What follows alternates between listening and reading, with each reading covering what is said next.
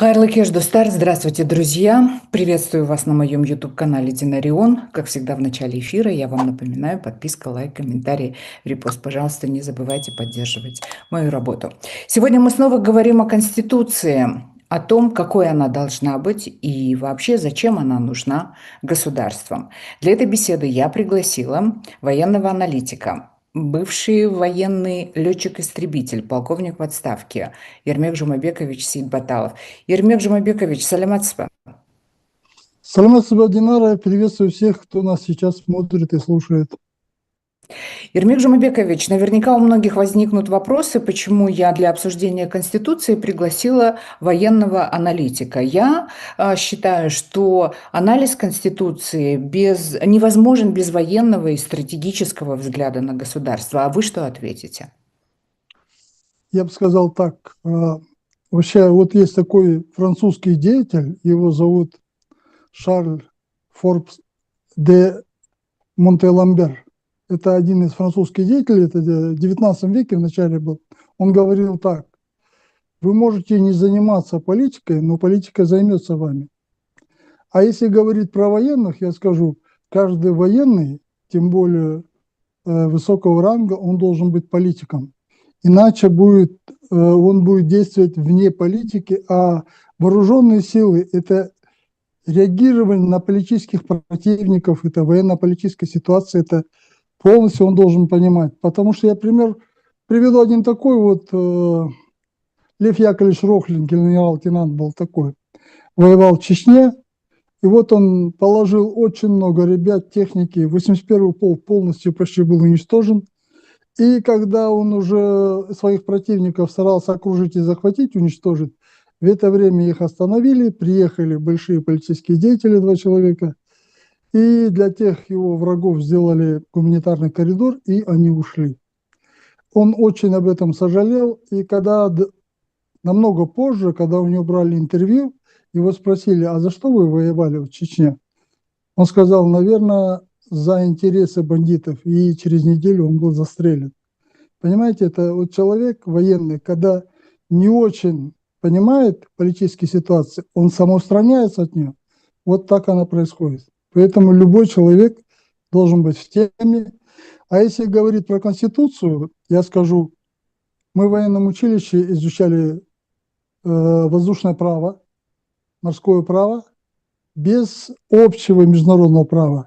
Нас обучали, как перехватывать вражеские самолеты, как перехватывать пассажирские самолеты, которые, может, заблудились или которые выполняют провокационные действия, подлетать. И на английском говорить несколько команд, которые, согласно Чикагской конвенции 1944 года, а до этого вообще это была Версальская конвенция 1929 года, право на воздушное пространство, а потом уже было Монреальское 1999 года.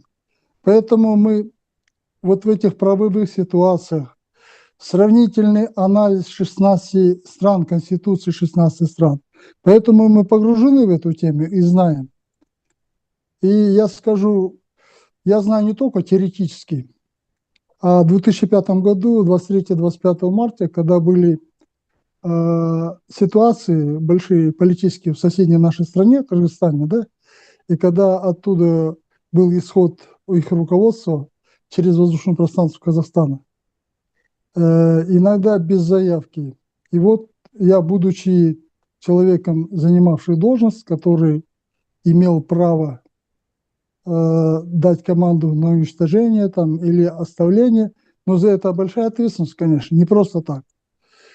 И вот было 2-3 ситуации, когда мне пришлось жестко принять решение, посадить их, досмотр совершить.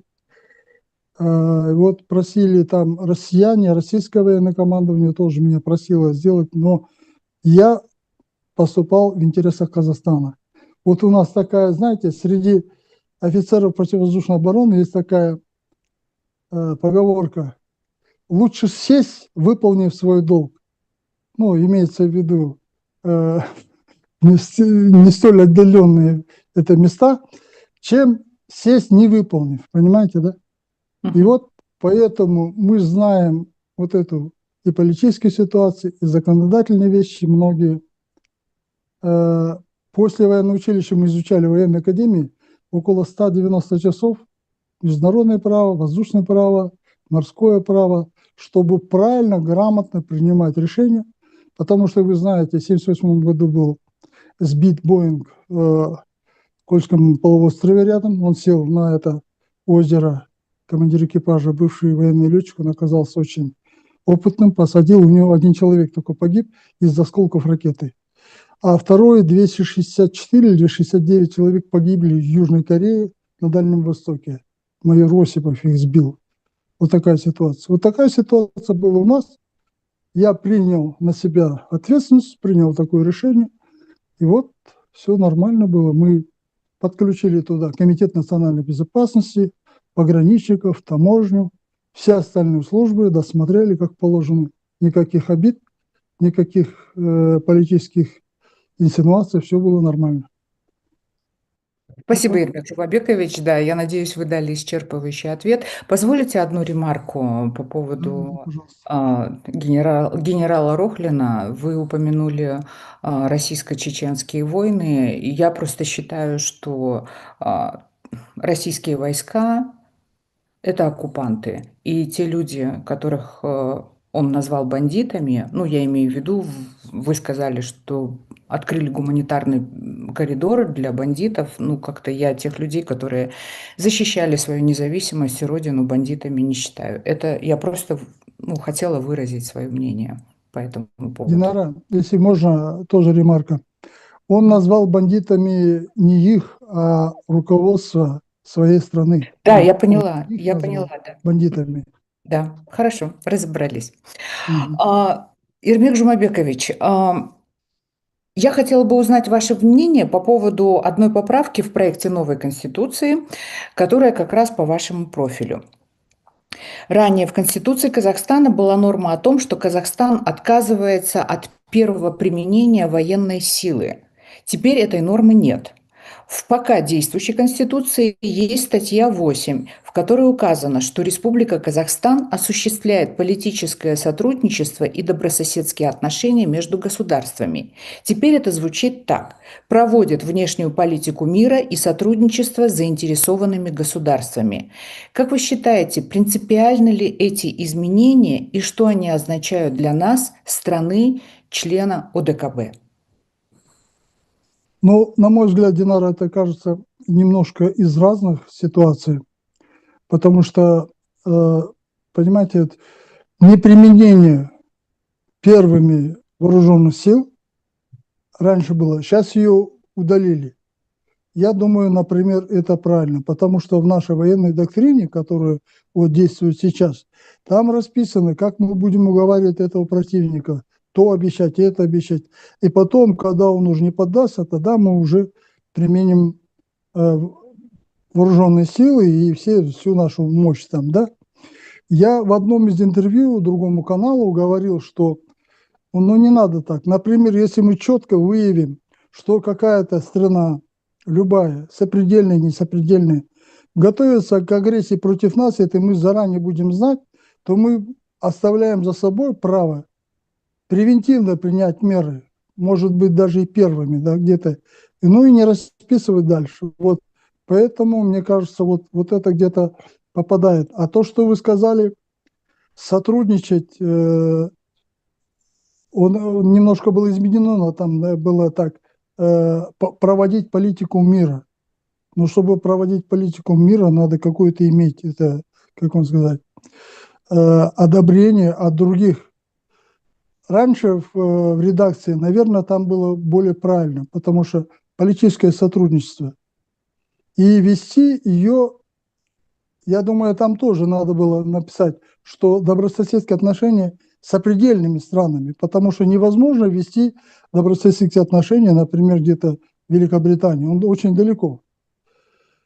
Я полагаю, что вот как человек военный должен быть первый пояс добрососедства со всеми государствами, которые граничат с нами, сопредельно. Мы должны иметь очень хорошие добрососедские отношения. Но не все зависит от нас, и мы сейчас видим вот нынешней текущей ситуации, это не всегда так получается, потому что субъект, с которым мы должны сотрудничать, быть с соседями в хорошем, добрых отношениях, она так не считает. Поэтому ситуация такая меняется. Мне кажется, вот так. И вот, обучая нас, говорили, что весь земной шар должен быть разделен на 3 категории. Первая категория – это те страны, с которыми нам надо дружить. Не то, что они заинтересованы в нас, а мы заинтересованы, потому что это где-то 27-28 стран, это передовые страны в мире, у которых есть и высокая технология, есть чему поучиться, есть польза для сотрудничества. Есть еще ряд нейтральных стран, в которых может быть, иметь надо не посольство, но, скажем, представительства какие-то, там, консульства, да, еще что-то, да. Вот ты есть, привет, привет. И третий разряд стран – это те, которые не присоединились ни к тем, ни к трем, ни вторым, и где-то они находятся в третьем мире, но может получиться так, что сегодня они отсталые, а завтра они, может быть, передовые. Поэтому вот этот момент нельзя прозевать, и когда они будут идти уже вперед, мы должны быть рядом. Вот такая политика должна быть, как в международных отношениях. И вот это, то, что вы назвали, сейчас процитировали пункт, он не совсем отражает. Но в отношении УДКБ, я считаю, он нам ничего не меняет, потому что, когда я прочитал текст вот этой проекта новой Конституции, я нашел очень много не только стилистических, очень много и грамматических ошибок. В одном предложении идет, например, глагол в настоящем времени, а один глагол идет в прошлом времени. Он не стыкуется, понимаете, да? А это Управляя принципиально. глагол, да. И в преамбуле вот всех вот и 93-го года Конституции, 95-го года и нынешней предлагаемой, там очень много деепричастий, которые вот совершенные, несовершенные, переходные, непереходные. Там очень много. С этими деепричастиями надо быть очень аккуратными. И я бы, например, их, если не полностью, но большую часть бы удалил. И был бы, как бы, например, утвердительным таком, раз мы принимаем Конституцию, то это должно быть утвердительное, а такое не сослагательное, не там какое-то желательное такое, не такое должно быть наклонение. Я тоже считаю, что Конституция должна быть максимально понятной, и слова не должны подвергаться какой-то интерпретации. Но я вас огорчу, Ермек Жумабекович. Вот буквально перед эфиром я прочла, что политолог Марат Шибутов, который вошел в состав Конституционной комиссии, он уже сообщил, что вот проект основного закона уже готов к референдуму. Ну, я понимаю, но дело в том, что вот смотрите, 21 января текущего года был издан указ президента о создании Конституционной комиссии. Дальше затем идет через 2-3 дня, а 26 числа даже 2 заседания прошло. И закончилась она 5 февраля, по-моему, и 7 февраля, по-моему, уже они представили отчет президенту. Вот 3 человека, которые были председатель Конституционной комиссии, государственный советник и еще, я забыл, какие его фамилии, еще один человек. Но при этой спешке, конечно, понятно, вот такие эти самые, не то что концептуальные, вот такие ошибки допущены там, понимаете, да?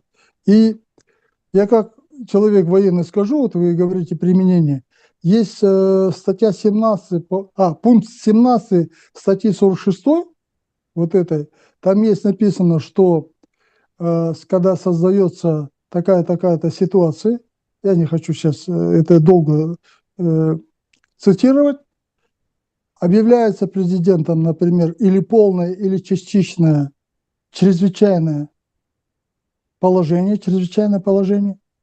и применяются вооруженные силы. Вопрос, вооруженные силы применяются почему? По чрезвычайной ситуации, это субстанция эфемерная, или по людям, или по этим. Следующее за ним идет. 18 пункт этой же статьи 46. И там идет агрессия на страну, угрозы и прочее, прочее. И там объявляется мобилизация, частичная или полная, то-то-то. Но вооруженные силы не применяются. Есть понятие, вот у нас есть закон о чрезвычайной ситуации. Там три вещи есть. Чрезвычайная ситуация, которая возникла в результате техногенных событий, в результате природных. Там ведущим всегда является Министерство чрезвычайной ситуации. И третье – это социальное. Там ведущим является Министерство внутренних дел. Вооруженные силы там только изолировать должны этот район, а внутри работают те люди, которые подготовлены. Там привлекается.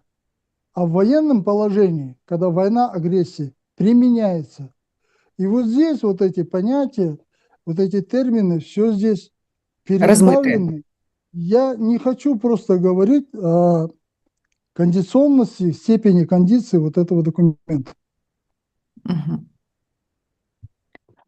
Извините, я просто не могу сдержаться. Еще есть один повод а, объявить чрезвычайное положение, когда на страну, например, нападают 20 тысяч террористов, которых никто так и не увидел. Извините, Ермек Жумабекович, но я не могу об этом не вспомнить, потому что буквально 4 года назад случилась страшная трагедия в Казахстане именно и была объявлена чрезвычайная ситуация именно из-за этих слов президента. Поскольку мы заговорили об ОДКБ, в парламенте на рассмотрении сейчас находятся поправки к закону об ОДКБ.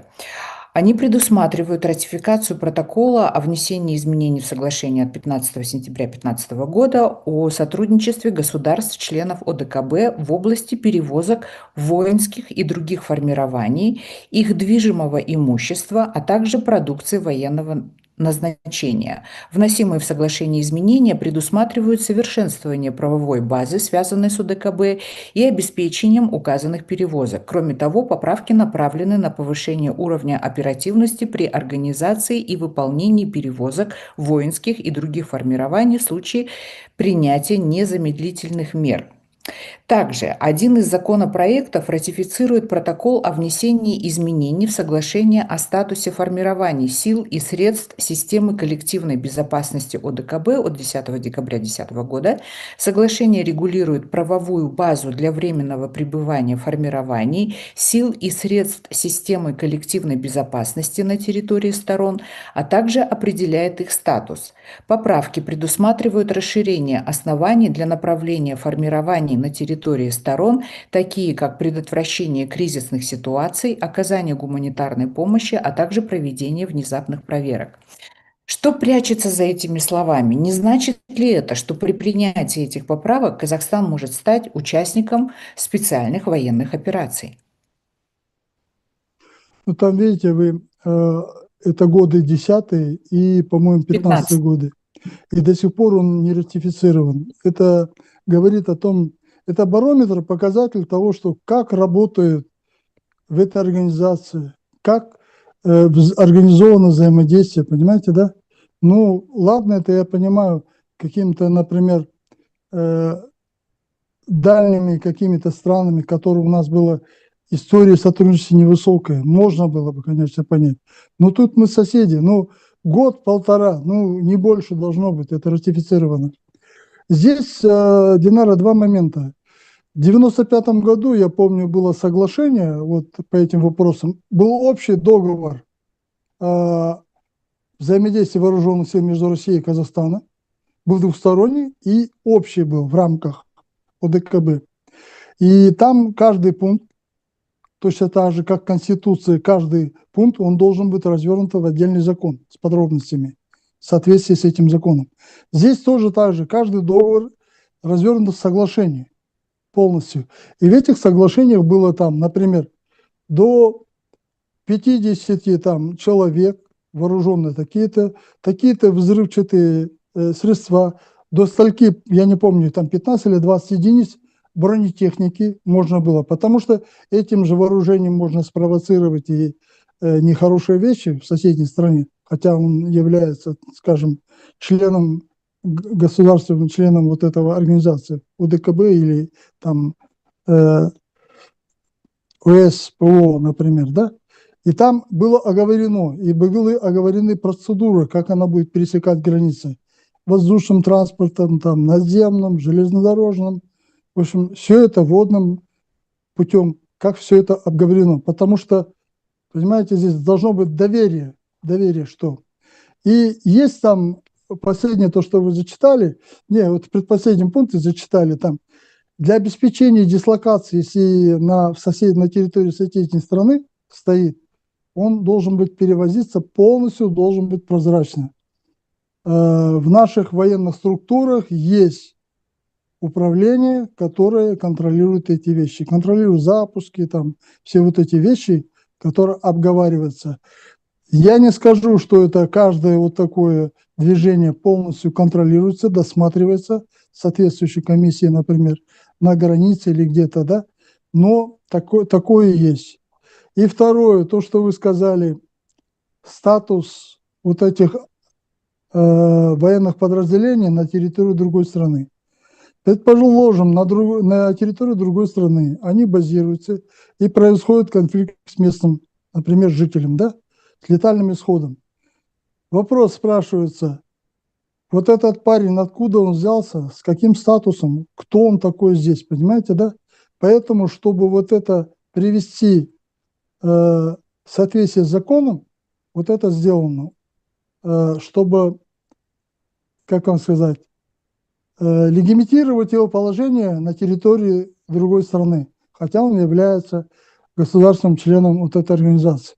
Я думаю, это правильно. И по обоим ситуациям я не думаю, что здесь скрывается что-то, она была намного ранее сделана, но вы знаете, в нашей реалии любые вот такие ситуации можно подвести, объяснить, потому что мы видим очень много таких, когда вообще, например, классифицируются совершенно другие вещи. Я вот так ответил на ваш вопрос. Ну, вы понимаете, да, Ермек Жумабекович, почему я вам задаю эти вопросы, поскольку идет война уже почти 4 года. И вот когда именно в этот момент происходят какие-то изменения в законах в законе об ОДКБ, у меня это, естественно, вызывает, ну, скажем, мягко говоря, волнение. Мне бы очень не хотелось бы, чтобы Казахстан был втянут в этом войну, и мы понимаем, что это, скорее всего, будет связано именно с Россией, поскольку она также является членом ОДКБ. И тем более я бы очень не хотела, чтобы наши солдаты использовались на этой войне. Вот, собственно. Динара, ваша настороженность вполне закономерна. Это каждый гражданин вот, в нынешней ситуации так и должно быть. Потому что война вот это Украины, ну, России и Украины, это только начало, это этим не закончится. Это вот Россия с Украиной, как вы в прошлом эфире говорили, они первое время сами отражали. Сами. А потом подключился вот Запад, Соединенные Штаты, да, здесь подключился Китай. На сегодняшний день по классификации, например, да, бывший министр обороны в администрации Рональда Рейгана, был такой Каспер Вайнбергер, по его доктрине это прокси-война, это воюет США с Китаем, которые используют Россию и Украину и воюют на территории третьих стран, они только снабжают ее оружием, деньгами. Вот примерно так и получается. Одни открыто, другие, может быть, скрытно, латентно, но это происходит. Есть, мы знаем, еще параллельный импорт происходит. А как вы оцениваете вероятность того, что Казахстан может попасть в такую же ситуацию? В нынешней ситуации это вполне возможно. Вот посмотрите, сейчас идут конфликты. Вот Соединенные Штаты повели, ну, немножко другую, ладно, не будем классифицировать все это, отношения с Канадой, отношения с Венесуэлой, с Кубой и Колумбией и рядом латиноамериканских стран, отношения с Европой. И отношения с Ираном. Здесь, на Ближнем Востоке, хуситы, да, йеменские, в Ливане Хизбаллах, Израиль, в Иране, который поддерживает. Южнее нас было, между Пакистаном и Индией было, в Афганистане частично было, вот Китай с Тайванем, Япония с Россией по вопросу и Курилов, и Япония с Китаем. Мы посередине, островок, и мы интересны для многих ведущих стран мира, чтобы с нашей территории работать вот по их или союзникам, или не союзникам. Сейчас видите, что вот огромная армада концентрируется в Аравийском море, концентрируется вот и в наземных сухопутных, в Средиземном море, и туда еще движется армада. Понимаете, да? Поэтому Казахстану очень трудно будет остаться в стороне. Я думаю, ну, надеюсь, что все будет нормально, но может быть и по-другому. Друзья, я вам очень рекомендую посмотреть наш эфир с Ермеком Жумабековичем. Поищите его у меня в трансляциях на моем канале. И как раз Ермек Жумабекович там отвечал на мои вопросы по поводу того, что мы можем и должны делать, если, не дай бог, возникнет такая ситуация. И даже если она не возникнет, все равно надо к этому готовиться. Ермек Жумабекович, тогда давайте перейдем уже к главной теме нашего разговора. Когда мы говорим «Конституция», что это на самом деле? Документ о правах людей или о границах власти? Давайте вот я возьму, нарисую такую картину. Вот вы знаете, 1206 год, да, была такая, было такие события, вот тоже собирался Курултай огромный, и в итоге был документ принят такой, называется ИСА. Казахская транскрипция, она говорит джаса. Если в вольном переводе на русский, это формируй, создай, делай. В 1680 году, по-моему, было тоже такой закон, свод законов был, она называлась Есімханның ескі жолы, Қасымханның қасқа жолы. Вот это. И в 1761 году, по-моему, это при хане Тауке было Жеті жарга. Это свод 7 законов. Вот не привязываясь к конкретной исторической ситуации, давайте мы ему скажем так. С юга, с юго-востока Казахстана переходит, например, к месту Курултая, скажем, Ордабасы, скажем, хотя она не там была, там, скажем, там в другое время было. Я просто фантазирую. Вот пришли, скажем, предводитель вот этого жуза, племени, родов, скажем, подошли. С северо-востока, с севера и центрального Казахстана, скажем, Ортажус. С запада, с севера-запада пришли Кашижус. Собрались, и кто-то из них, они особо друг друга не знают, и кто-то из них говорит, давайте так, у нас образ жизни одинаковый. Самая ценность у нас, мы пасем скот, мелкий или крупный, там кто такой. У нас есть семьи. Если при нападении на нас, давайте мы совместно будем отбиваться от противника, защищаться то-то, то-то. Второй скажет, а вот я на отшибе нахожусь. Сколько войск вы пришлете каждый? Там кто-то что-то, какие-то предложения говорит. А третий говорит, вот на основе чего мы будем объединяться? Вот здесь давайте мы остановимся, это главный вопрос. Вот это основа, чего мы будем объединяться, и есть Конституция, другими словами.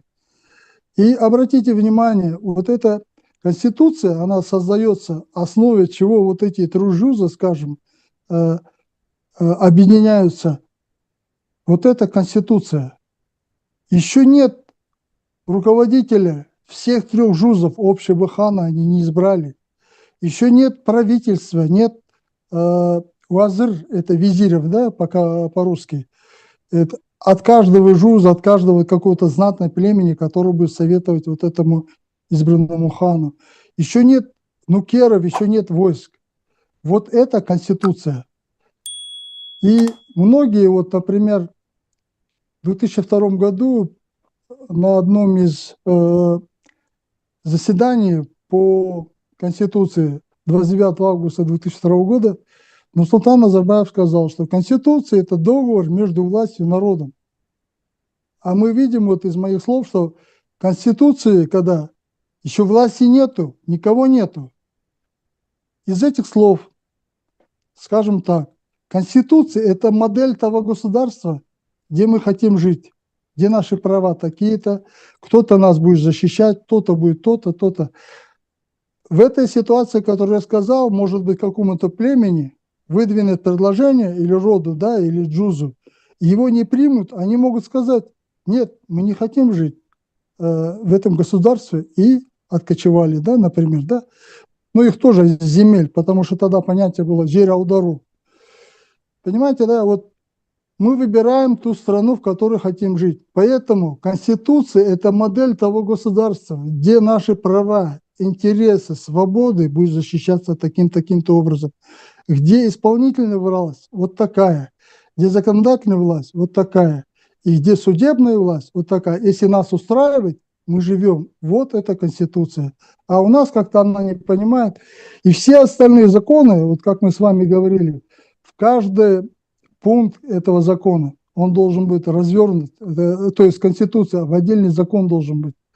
Если нашей Конституции посмотреть, она полностью испещрена какими-то примечаниями, замечаниями, там решение Конституционного суда, письмо там такого-то, там то-то, и очень много всяких там, ну, больше, чем основные статьи, основные пункты самой Конституции, там к нему очень идет много дополнений. Такого не должно быть. Конституция должна быть простая, понятная, без всяких там дополнений. Это закон прямого действия. Вот это так должно быть. Тогда человек понимает, в каком он собирается жить в стране, и он четко опирается. Вот раньше, да и сейчас, по-моему, в статье есть 18, статья 18, пункт 3. Там написано, если человек хочет знать то, что задевает его интересы и права, все органы обязаны ему представить вот эту информацию. Вот так должно быть. Теперь в Конституции что должно быть? Должно быть право вот этого человека, интересы, свобода, как она защищается. Это должен быть один из разделов. Вот там есть человек и гражданин. А сейчас предлагается другое заглавие. Но она суть это не меняет, но там написано как бы там права, что там еще-то и обязанности. А кого? Самого субъекта нет кого. Чьи права эти? Второе, должно быть о законодательном органе. Законодательным органом вот сейчас создается, например, однопалатная. Я лично, например, против того, чтобы Сенат демонтировался. Я против этого. Есть у меня поэтому два аргумента. Вот я был депутатом, народным депутатом городского совета народных депутатов. Это начало 90-х годов. Тогда акиматов еще не было. Тогда был глава администрации. Я был депутатом от 62-го округа. Там еще несколько депутатов, человек 65. Если приходил аким, ну не аким тогда он назывался, глава администрации, он садился, и его там помощник или там кто-то финансист выступал, говорил так и так, мы планируем такие-то мероприятия, туда такие-то, такие-то вот средства денежные. И если у нас один депутат не проголосует, не поставит подпись, а более того, несколько депутатов, то вот эта смета, она не утверждена, и он не имеет права оттуда тратить ни копейки, потому что это уголовное дело. Понимаете, здесь получается, работает система сдерживок и противовесов. Глава администрации, он назначен сверху, ну, решением президента, а глава городской администрации, он, видимо, областным администрацией. Но мы ему не даем. И вот потому что на каждого депутата есть свой наказ о его избирателей сделать то-то, то-то.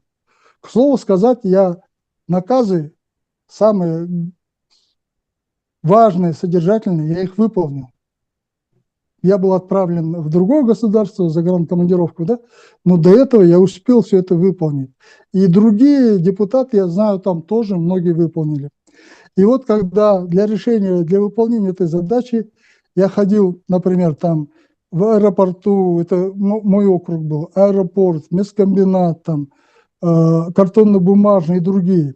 И вот в картонно-бумажном, я сейчас забыл его имя, отчество, вот он немец по национальности, он мне рассказывал, вот такие-такие-то у нас проблемы.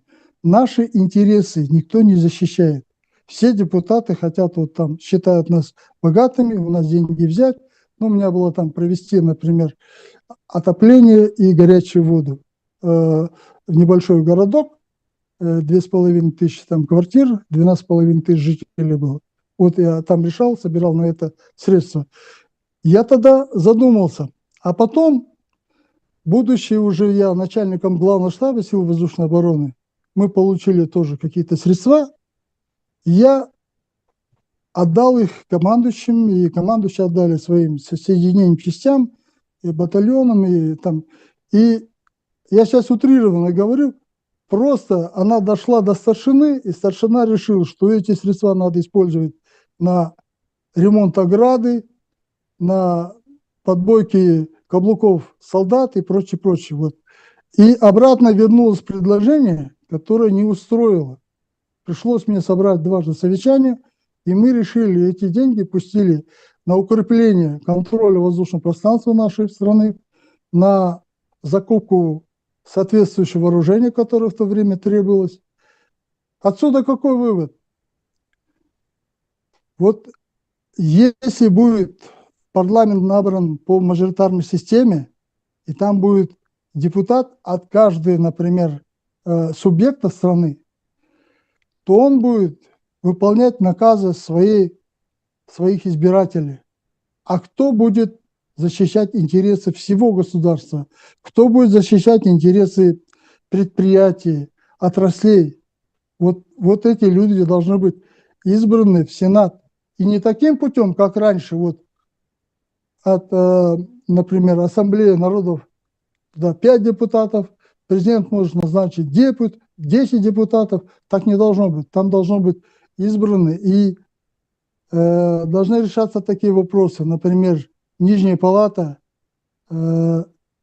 участвует, например, в утверждении силовых министерств, таких как Министерство внутренних дел, Министерство чрезвычайной ситуации, потому что у них сфера деятельности внутри страны. А Сенат должен утверждать, например, министр обороны, должен утверждать Комитет национальной безопасности. И я считаю, Комитет национальной безопасности должен быть не такой, как сейчас. Там же внутри сидит и контрразведка, внутри сидит и внешняя разведка. Так не должно быть. Нельзя такую власть отдавать в одни руки. Пример уже у нас был в 22 году, в январе. Сейчас этот человек уже, по-моему, отправляет уже в не столь отдаленных местах, как вот наша казахстанская вот КУИС, там она исполняет. Вот не должны отдаваться вот таких. И, например, Сенат должен решать, помогать президенту, если президента в полномочии у него ведение внешней политики, то он должен где-то даже может решать финансовые вопросы, что-то. А Нижняя палата должна решать интересы вот таких вещей, ну, нижних. И, ну, я думаю, я понятно уже выразился, тяжело донести свои мысли за короткое время. Следующее – это судебные органы. У нас получается так, судебные органы какое-то утверждение, что-то или даже выделяется, проходит через законодательный орган. Это мне напоминает, знаете, есть такое морское существо, которое как телескопическое своими выдвигается, удлиняется, у него щупальца есть, и он заглатывает какую-то рыбку или что-то там такое. Так не должно быть. Судебная власть, она должна избираться отдельно. Я считаю, и они должны проходить, например, Конституционный суд, например, должно проходить какое-то там собеседование или какую-то процедуру в Сенате, а Верховный суд – это в Мажилисе, в Нижней Палате. Но суд должен быть независимым ни от президента, ни от законодательного органа. У них должно быть четко определены, откуда они финансируются, что-то. И вот здесь я хочу привести пример, когда мы изучали сравнительную конституцию 16 стран, там программа опиралась на Великобританию. Великобритания состоит из 4 субъектов. Это Уэльские, там, Скотланд и Северная Ирландия, и сама Англия. В А там же Англии нет есть... конституции, извините, Ермек Жумабекович. В Великобритании там же нет конституции. Нет, там есть конституция, только она не кодифицированная. Не четко вот такой нету. Там конституция, она разбросана во всех вот этих королевствах и графствах. Понимаете, да? Вот эти королевства и графства, у них свой парламент есть. Но английский парламент, у него там пример, и у них немножко смешано. У них нет разделения власти вот такой, отдельно законодательной, отдельно исполнительной, отдельно судебной. У них как-то все скопом, и премьер-министр у них назначается, ну, партии, которая победила вот в этом парламенте. Вот многие сейчас говорят там, вот главнокомандующий вот в парламентской стране будет премьер-министр. Если во время войны начнется, кто-то недовольный крикнет, я не доверяю этому примеру, давайте мы переизберем. Во время войны там могут начаться перевыборы, могут переизбрать. Это очень опасно в начале войны. А президент, он избирается всенародно, поэтому его на заседании там парламента не переизберешь. Вот такая ситуация. Теперь в Соединенных Штатах Америки, которая выросла, может быть, сказать, из Великобритании, Испании, там, ну, и других вещей, да, у них разделена, у них четко разделена, у них конституция принята, они сами организованы были в 1776, а конституция принята в 1789 году. Но в 1791 году уже были внесены 10 поправок, которые защищают права, свободы личности. По-моему, там Миддлтон, по-моему, внес это самое. И вот это на основе у них образовалась отдельная какая-то автономия федерального законодательства и субъекты федеральные и федеральные. У них разница, они до сих пор действуют. И на сегодняшний день у них всего лишь 27 поправок, а не так, как у нас. Например, в каждой статье у нас по 10-15 там таких поправок, замечаний, смотри то, номер, там отсылка. Да пока эту конституцию прочитаешь, уже, я не знаю, там полмесяца пройдет. Вот такие вещи. Теперь я хочу перейти, вот интересное было, вот Сунь Яцен. Это государственный деятель. Сейчас это создатель, основатель Гоминдановской партии. Он в 25 году умер, 20 лет был премьером. Это первый президент Китая. И его сейчас последователи, они живут в Тайване, который очень развитый. Кстати сказать, Совет Безопасности ООН, континентальный Китай, попал только осенью 1971 года, по-моему, 25 ноября. А до этого был Тайвань, представлял весь Китай. Понимаете, да? И вот он говорит, там должно быть не только там исполнительный, законодательный, судебный, и должно быть еще власть, которая отбирает людей для государственной службы. И пятое, контроль этих чиновников. Вот так говорит. Я, исходя из того, что из моих прожитых лет, из моего опыта вот этих в госструктурах и межправительственной комиссии, в самих правительственных комиссиях, работаю и вот по оказанию помощи парламентским работникам. Ну, это давно было, это я уже 20-й год в запасе, в отставке, вернее, уже. И вот я думаю так, должно быть 7.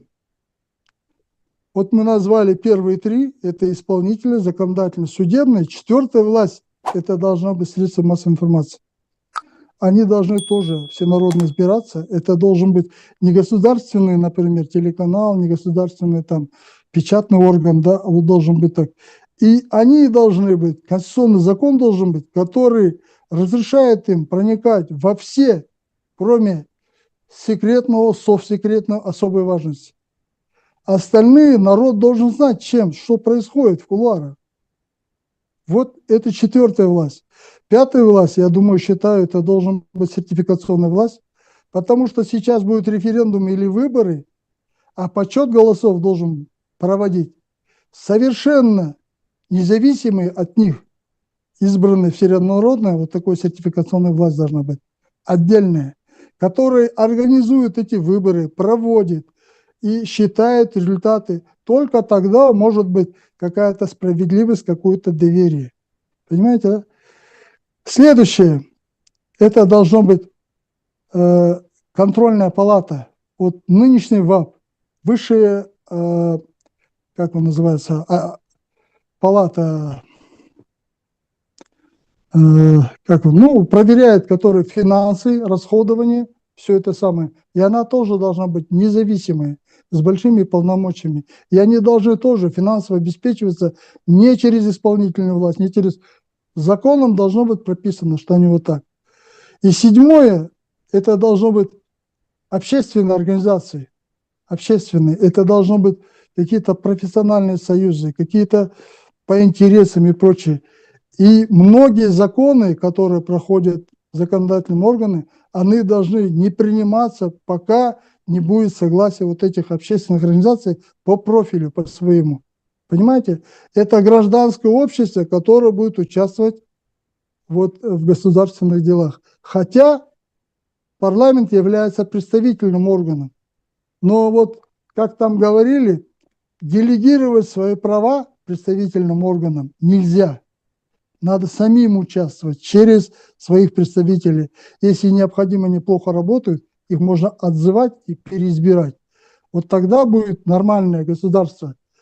И вот многие путают понятие власть, государство, там, правительство, да. Власть – это вещь эфемерная.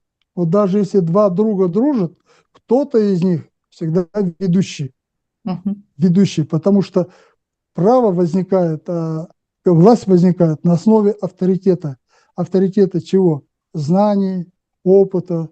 Например, он очень коммуникабельный, решает все вопросы со всеми, да? Он не создает проблемы на ровном месте, он, наоборот, их расшивает. И его подчиненные, его самые живут в хороших условиях, то-то. Вот такие-то. А есть власти отрицательные. Он создал, например, накопил где-то богатство, кого-то подкупил, друзья богатые, кто не согласен, они там их изолируют, кто не согласен, убивают, посылают на войну. Есть другая власть с отрицательным знаком. Но власть рождается вот таким образом. Точно так же и коррупция, точно так же и дедовщина вооруженных сил. У них корни одни. Понимаете, да? Если мы всех, кто сейчас находится во властной структуре, построим в одну шеренгу, проверим их карманы, разденем полностью, мы не найдем в них власти. Если мы поставим там экстрасенсов, например, с биолокаторами, кольцами, там, и рамками, они не найдут, даже в тех помещениях не найдут. А власть создается на авторитете. Если есть у власти авторитет, то народ идет за ним и слушается. Вот Ленин в 17 году говорил, давайте, чтобы власти взять, надо почту, телеграф, железнодорожные мосты, банки там и железнодорожные станции, банки и мосты, говорил. Сейчас, в нынешнее время, нет необходимости. Нет необходимости, потому что сейчас присоединились к этому и другие вещи, но это не тема нашего эфира. Вот примерно так, Динара, я не знаю, я смог объяснить свою позицию или нет. Ну, мне кажется, что смогли. По крайней мере, я нашла очень много общего в своем отношении к тому, как хотелось бы работала и создавалась Конституция. Но Еще можно добавить одну да, вещь? пожалуйста. Мгм. Вот 1848 год, Франции, революции, там было провозглашено братство, равенство и свобода. Вот эти три категории, они не могут быть без справедливости. Только на основании справедливости появляется доверие. И когда есть доверие, появляется и равенство, доверяешь, и братство доверяешь, и свобода, потому что тебя не подставят, не подкосят. Понимаете, да? Это очень, хотя эти вещи эфемерные, но они должны быть. У нас мы забыли в наше время, что это такие, что это за понятие, что это за термин. А я бы еще добавила ответственность. Вот, Ну например, да, да.